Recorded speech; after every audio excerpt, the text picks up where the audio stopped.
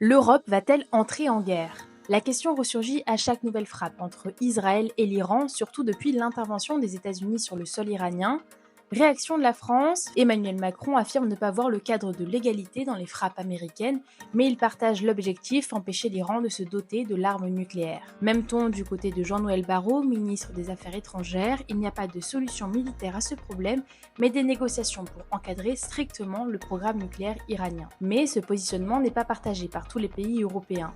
En réalité, l'Union européenne est divisée. L'Allemagne, par exemple, a salué les frappes américaines. Sa ministre des Affaires étrangères évoque une prise de responsabilité des États-Unis. Une fracture qui complique le rôle de médiateur que l'Europe aimerait incarner. Pour le géopolitologue Pierre Verluise, interrogé par Public Sénat, l'Union européenne fonctionne sur les compromis. C'est sa grandeur, mais aussi sa faiblesse. Certains États comme l'Allemagne ont aussi un poids particulier en raison de leur histoire avec Israël. Pendant ce temps, les États-Unis, eux, n'attendent personne. L'historien André Caspi décrypte la stratégie américaine, notamment celle de Donald Trump. Il aime décider seul, défendre les intérêts américains avant tout.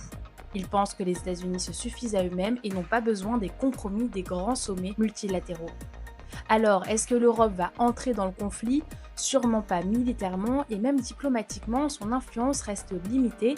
Entre division interne et prudence stratégique, l'Union européenne semble surtout vouloir éviter l'embrasement, quitte à rester spectatrice de ce conflit.